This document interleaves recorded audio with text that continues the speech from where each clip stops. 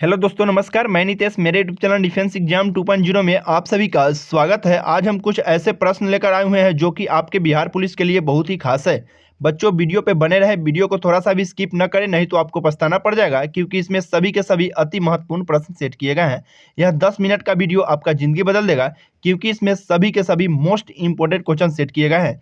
चलिए, और जिन बच्चों ने अभी तक डिफेंस एग्जाम 2.0 को सब्सक्राइब नहीं किया है तो जाकर के सब्सक्राइब और बेल आइकन को जरूर दबा लीजिएगा। इससे होता है कि जब भी हम वीडियो अपलोड करेंगे सबसे पहले नोटिफिकेशन आपको जाए। और आपका ज़्यादा समय न लेते हुए हम अपने क्वेश्चन की ओर चलेंगे, जो कि फर्स्ट नंबर क्वेश्चन आपके सामने है। चलिए देख लेते हैं हम लोग फर्स्ट नंबर क्वेश्चन। चलिए, भारतीय राष्ट्रीय कांग्रेस की स्थापना कब हुई? जी, भारतीय राष्ट्रीय कांग्रेस की स्थापना कब हुई हमसे पूछा गया है, जो कि 4 ऑप्शन आपके सामने है। 1885, 1895, 1865, 1890। बताइए इसका राइट आंसर क्या होने वाला है। चलिए, जिन बच्चों ने ऑप्शन नंबर ए पे क्लिक किए होंगे 1885, उनका बिल्कुल राइट होने वाला है और अच्छा तैयारी है उनका। चलिए क्वेश्चन नंबर सेकेंड पे चलते हैं, जो कि सेकेंड नंबर हमारा क्वेश्चन आपके सामने है। चलिए सेकेंड नंबर को देख लेते हैं हम लोग। निम्नलिखित युगों में से सिंधु सभ्यता किस युग में पड़ती है? जी, पड़ती है। बताइए, निम्नलिखित युगों में से सिंधु सभ्यता किस युग में पड़ती है? 4 ऑप्शन आपके सामने है, जो कि फर्स्ट ऑप्शन है ऐतिहासिक काल में, और प्रागैतिहासिक काल में, और उत्तर ऐतिहासिक काल में, और अद्य ऐतिहासिक काल में। बताइए। चलिए, जिन बच्चों ने ऑप्शन नंबर डी पे क्लिक किए होंगे उनका बिल्कुल राइट होने वाला है। जी, ऑप्शन डी। क्वेश्चन नंबर हमारा जो रहने वाला है वो थर्ड नंबर क्वेश्चन है। चलिए थर्ड नंबर क्वेश्चन को देख लेते हैं हम लोग। निम्नलिखित में से कौन सा आश्रम इंद्रियों पर संयम रखने और बौद्धिक विकास करने की शिक्षा देता है? बताइए, निम्नलिखित में से कौन सा आश्रम इंद्रियों पर संयम रखने और बौद्धिक विकास करने की शिक्षा देता है? बताइए, 4 ऑप्शन आपके सामने है। चलिए, ब्रह्मचार्य आश्रम, गृहस्थ आश्रम, वानप्रस्थ आश्रम और संन्यास आश्रम। बताइए क्या होने वाला है इसका राइट आंसर। तो जिन बच्चों ने ऑप्शन नंबर ए पे क्लिक किए होंगे उनका बिल्कुल राइट होने वाला है। जी, ऑप्शन ए। जी, ब्रह्मचार्य आश्रम। क्वेश्चन नंबर हमारा जो रहने वाला है वो 4 नंबर क्वेश्चन है। चलिए 4 नंबर भी क्वेश्चन देख लेते हैं हम लोग।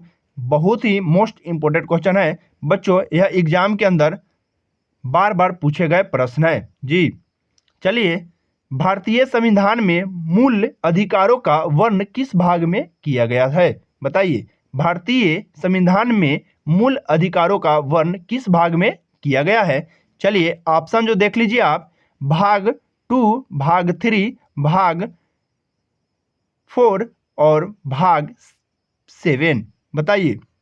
तो जिन बच्चों ने ऑप्शन नंबर डी पे क्लिक किए होंगे यानी कि भाग 7, उनका बिल्कुल राइट है। क्वेश्चन नंबर हमारा जो रहने वाला है वो 5 नंबर क्वेश्चन है। 5 नंबर क्वेश्चन है। चलिए, संसार का सबसे बड़ा फूल कौन सा है? जी, संसार का सबसे बड़ा फूल कौन सा है? बताइए, कमल, रिफ्लेसिया और कैटक्स और रजनीगंधा। बताइए, जिन बच्चों ने ऑप्शन नंबर जी, संसार का सबसे बड़ा फूल हमसे पूछा गया है, तो क्या करके आपको आना है? रिफ्लेसिया करके आना है आपको। क्वेश्चन नंबर हमारा जो रहने वाला है वो 6 नंबर क्वेश्चन है।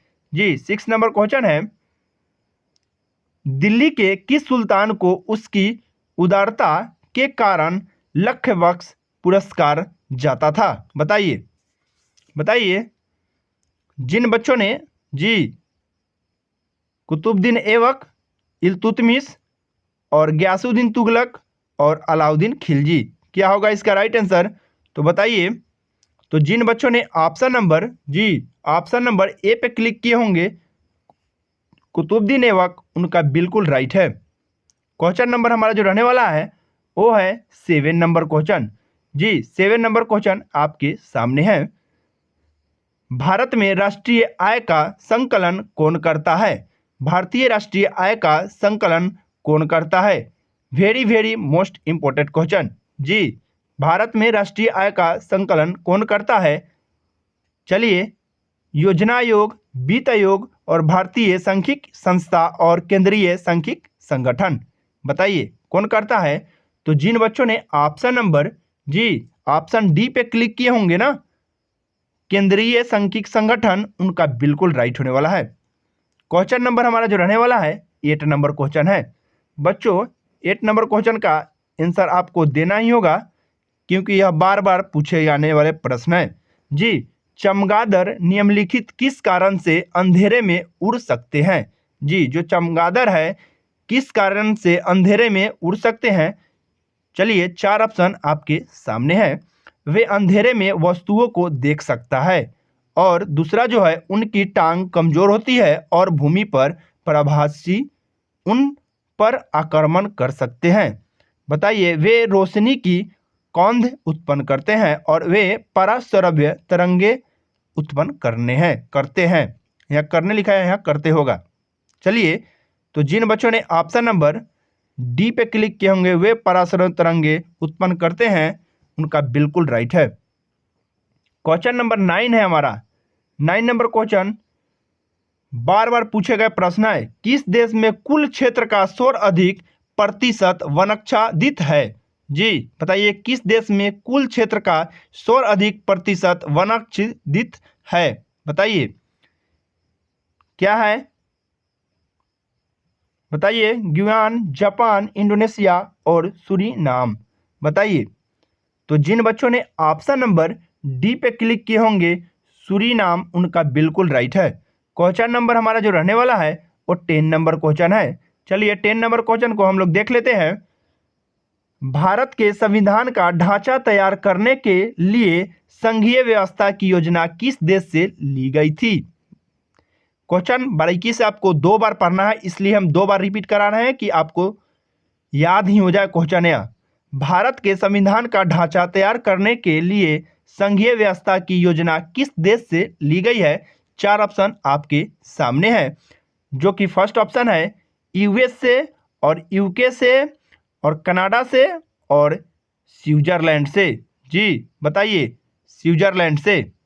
तो जिन बच्चों ने ऑप्शन नंबर जिन्होंने स्विट्जरलैंड करके आया है, उनका बिल्कुल राइट है। स्विट्जरलैंड इसका राइट आंसर होगा। भारत के संविधान का ढांचा तैयार करने के लिए संघीय व्यवस्था की योजना किस देश से ली गई है? तो स्विट्जरलैंड से। क्वेश्चन नंबर हमारा जो रहने वाला है 11 नंबर क्वेश्चन है।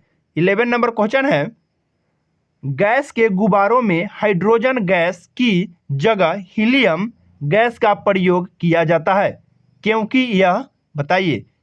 यह हाइड्रोजन से हल्की होती है। हाइड्रोजन से अधिक प्रचुरता में पाई जाती है और आर्द्रता है और अधिक अस्थायी है। क्या होगा इसका राइट आंसर? तो जिन्होंने डी पे ही क्लिक किए होंगे अधिक अस्थायी, उनका बिल्कुल राइट है। अधिक अस्थायी। क्वेश्चन नंबर हमारा जो रहने वाला है 12 नंबर क्वेश्चन है। चलिए 12 नंबर क्वेश्चन है फूलों को कृत्रिम रूप से पकाने के लिए प्रयुक्त गैस है। फूलों को कृत्रिम रूप से पकाने के लिए प्रयुक्त गैस हमसे पूछा गया है, तो क्या होगा इसका? एसिटिलीन और मीथेन और एथेन और ब्यूटेन। क्या होगा? तो इसका जो राइट आंसर होने वाला है ऑप्शन ए होगा। एसिटिलीन होगा इसका राइट आंसर। क्वेश्चन नंबर हमारा जो रहने वाला है वो है 13 नंबर क्वेश्चन। चलिए 13 नंबर क्वेश्चन आपके सामने है। चलिए 3 बीघा कॉरिडोर जोड़ता है। कॉरिडोर यहाँ होगा कॉरिडोर। कॉरिडोर। बताइए 3 बीघा कॉरिडोर जोड़ता है, किसको जोड़ता है? भारत और पाकिस्तान को, और भारत और चीन को, बांग्लादेश और पाकिस्तान को, और बांग्लादेश और भारत को। किसको जोड़ता है? तो जिन्होंने बांग्लादेश और भारत करके आए होंगे, उनका बिल्कुल राइट होने वाला है। भारत और बांग्लादेश करके आए होंगे, उनका बिल्कुल राइट है। क्वेश्चन नंबर हमारा जो रहने वाला है वो 14 नंबर क्वेश्चन है। चलिए किस क्षेत्र के उत्कृष्ट कार्य को पुलित्जर पुरस्कार के रूप में मान्यता दी जाती है? किस क्षेत्र में कार्य को पुलित्जर पुरस्कार के लिए मान्यता दी जाती है? जी, किस क्षेत्र में दी जाती है? विज्ञान के क्षेत्र में, साहित्य के क्षेत्र में, और साहित्य और पत्रकारिता के क्षेत्र में, और अंतर्राष्ट्रीय समझबूझ और पर्यावरण अध्ययन किसके लिए दिया जाता है? बताइए। तो जिन बच्चों ने ऑप्शन नंबर जी, चलिए इसका राइट आंसर जो होने वाला है बी होगा। जी, बी होगा, यानी कि साहित्य और पत्रकारिता के क्षेत्र में दिया जाता है पुलित्जर पुरस्कार। क्वेश्चन नंबर हमारा जो रहने वाला है 15 नंबर क्वेश्चन है। सभी के सभी अति महत्वपूर्ण प्रश्न है बच्चों। जो क्वेश्चन आपको ना आता हो आप अपने कॉपी के अंदर ऐड कर ले। चलिए, क्वेश्चन है 15 नंबर। चित्तौड़ में विजय स्तंभ का निर्माण किसने किया था? जी, चित्तौड़ में विजय स्तंभ का निर्माण हमसे पूछा गया है, किसने किया था हमसे पूछा गया है। तो आपको क्या करके आना है इसका राइट आंसर? चलिए ऑप्शन डिस्कस कर लेते हैं। महाराणा प्रताप और राणा संग्राम सिंह और राणा कुंभा और राणा रतन सिंह। बताइए। चलिए, जिन्होंने राणा कुंभा करके आए होंगे ना, उनका बिल्कुल राइट है। जी, चित्तौड़ में विजय स्तंभ का निर्माण किसने किया था? तो राणा कुंभा ने किया था। क्वेश्चन नंबर हमारा जो रहने वाला है वो है 16 नंबर क्वेश्चन। कंप्यूटर डाटा की सबसे छोटी इकाई, जो कंप्यूटर की डाटा है सबसे छोटी इकाई वह क्या है? चलिए ऑप्शन डिस्कस करते हैं। रिकॉर्ड, फाइल और बीट और बाइट। क्या होगा इसका राइट आंसर? अब बताइए। तो जिन्होंने बीट करके आए होंगे उनका बिल्कुल राइट होने वाला है। क्वेश्चन नंबर हमारा जो रहने वाला है 17 नंबर क्वेश्चन। जी, 17 नंबर क्वेश्चन है। भारत की तटरेखा, जी भारत की तटरेखा की लंबाई हमसे पूछ लिया गया है। तो 5500 किलोमीटर, 6500 किलोमीटर, 7500 किलोमीटर, 8400 किलोमीटर। तो इसका जो राइट आंसर होगा, ऑप्शन जो होगा वो सी होगा। जी, 7500 किलोमीटर। क्वेश्चन नंबर हमारा जो रहने वाला है 18 नंबर क्वेश्चन है। इसको थोड़ा डाउन करना होगा। चलिए, 18 नंबर क्वेश्चन है। भारत की सबसे लंबी सुरंग जवाहर टनल किस राज्य में स्थित है? भारत की सबसे लंबी सुरंग जवाहर टनल किस राज्य में स्थित है? तो बताइए। 4 ऑप्शन आपके सामने है, जो कि ऑप्शन ए जो है वो जम्मू कश्मीर, महाराष्ट्र और कर्नाटक और हिमाचल प्रदेश। क्या होगा इसका राइट आंसर? तो जिन्होंने जम्मू कश्मीर करके आए होंगे उनका बिल्कुल राइट है। बच्चों साथ में कॉपी पेन जरूर रखें। जो क्वेश्चन आपको ना आता हो आप अपने कॉपी के अंदर ऐड करते चले। क्वेश्चन नंबर हमारा जो रहने वाला है वो 19 नंबर क्वेश्चन है। चलिए 19 नंबर क्वेश्चन है। 19 नंबर क्वेश्चन को देख लेते हैं हम लोग। चलिए, चंद्र ग्रहण तब होता है जब, जी चंद्र ग्रहण हमसे पूछा गया है, सूर्य ग्रहण नहीं, चंद्र ग्रहण पूछा गया है। तो क्या करके आपको आना है? चलिए ऑप्शन डिस्कस कर लेते हैं। सूर्य, चंद्रमा और पृथ्वी के सीधे में आ जाते हैं, और सूर्य और चंद्रमा के बीच में पृथ्वी आ जाती है, और सूर्य और पृथ्वी के बीच में चंद्रमा आ जाती है, और पृथ्वी और चंद्रमा के बीच में सूर्य आ जाता है। बताइए इसका राइट आंसर क्या होने वाला है? तो जिन बच्चों ने सूर्य और चंद्रमा के बीच में पृथ्वी आ जाती है उनका बिल्कुल राइट होगा। जी, सूर्य और चंद्रमा के बीच में पृथ्वी आ जाती है, उनका बिल्कुल राइट होगा। क्वेश्चन नंबर हमारा जो रहने वाला है वो है 20 नंबर। जी, 20 नंबर क्वेश्चन आपके सामने है। इंसुलिन की कमी से इंसुलिन होगा, यहाँ इंसुलिन होगा।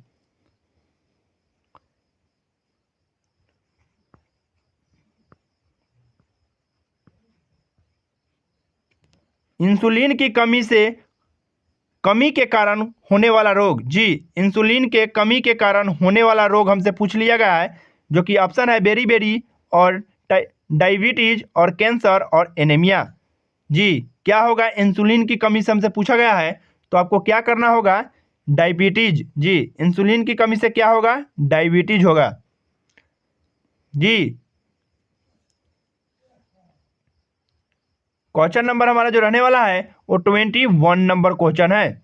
21 नंबर क्वेश्चन को हम लोग देख लेते हैं। चलिए, वायुमंडल जी, वायुमंडल वायु में ऑक्सीजन का प्रतिशत कितना होता है? जी, वायुमंडल वायु में ऑक्सीजन का प्रतिशत कितना होता है? बताइए, ऑक्सीजन का प्रतिशत कितना होता है? 25%, और 25, 35 और 21 और 10। बताइए क्या होगा इसका राइट आंसर? तो जिन्होंने 21% करके आए होंगे उनका बिल्कुल राइट है। जी, वायुमंडल में ऑक्सीजन की प्रतिशत 21% होता है। क्वेश्चन नंबर हमारा जो रहने वाला है वो 22 नंबर क्वेश्चन है। चलिए, इंडिका विंस फ्रीडम पुस्तक के लेखक कौन है? जी, इंडिया विंस फ्रीडम पुस्तक के लेखक कौन है? बहुत ही खास प्रश्न है बच्चों, यह बार बार पूछे गए प्रश्न है। जी, बार बार पूछे गए प्रश्न है, जो कि मोस्ट इंपोर्टेंट क्वेश्चन है, सभी एग्जामों के लिए पूछे जाते हैं बार बार क्वेश्चन यह। तो यह इसका जो राइट आंसर होगा जी, मौलाना आज़ाद। जी, मौलाना आज़ाद जिन्होंने करके आए होंगे उनका बिल्कुल राइट होने वाला है, मौलाना आज़ाद। क्वेश्चन नंबर हमारा जो रहने वाला है वो है 23 नंबर क्वेश्चन। जी, 23 नंबर क्वेश्चन, भारत का सर्वाधिक प्रदूषित नगर। बताइए, भारत का सर्वाधिक प्रदूषित नगर हमसे पूछा गया है। बताइए जी, अंकलेश्वर, लुधियाना, कानपुर और पटना। बताइए क्या होगा इसका राइट आंसर? चलिए, जिन्होंने ए पे क्लिक किए होंगे लंकेश्वर, उनका बिल्कुल राइट है। भारत का सर्वाधिक प्रदूषित नगर लंकेश्वर है, जो कि ऑप्शन ए पे ही है। चलिए, क्वेश्चन नंबर 24 नंबर, आश्रम दिवस किस तिथि को मनाया जाता है? जी, सॉरी, आश्रम बोल रहे हैं हम, श्रम दिवस बोला गया है। मजदूर जो होता है उसको बोलते हैं श्रम दिवस। तो श्रम दिवस कब मनाया जाता है पूछा गया हमसे, तो 1 मई, 4 मई, 8 मई और 9 मई। तो आपका क्या राइट आंसर होगा इसका? तो जिन्होंने ऑप्शन ए पे क्लिक किए होंगे 1 मई, उनका बिल्कुल राइट है। क्वेश्चन नंबर हमारा जो रहने वाला है वो 25 नंबर क्वेश्चन है। चलिए, अमीर खुसरो का नाम जोड़ा जाता है। जी, अमीर खुसरो का नाम जोड़ा जाता है, आपके लिए HW के रूप में दिया जाता है। बच्चों, इसका राइट आंसर कमेंट बॉक्स में कमेंट जरूर कीजिएगा। इसका राइट आंसर जो होने वाला है क्या होगा? जी, अमीर खुसरो का नाम जुड़ा हुआ है, किससे जुड़ा हुआ है? बताइए, सितार आविष्कार से, और सरोद आविष्कार से, तबला आविष्कार से और शहनाई आविष्कार से। जी, अमीर खुसरो क्या बजाते थे हमसे यह पूछा गया है। यहाँ थोड़ा सा क्वेश्चन घुमाया गया है, अमीर खुसरो का नाम जुड़ा जाता है ऐसे पूछा गया है, बल्कि पूछना चाहिए अमीर खुसरो का किससे जुड़ाव है, या कौन सा वाद्य यंत्र बजाते थे। अमीर खुसरो कौन सा वाद्य यंत्र बजाते थे, तो यहाँ पूछा गया है अमीर खुसरो का नाम जुड़ा जाता है। तो आपको क्या होगा इसका राइट आंसर, आप कमेंट बॉक्स में कमेंट जरूर कीजिएगा। चलिए, आज का क्लास यहीं पे समाप्त करते हैं। चलिए, जय हिंद, जय भारत।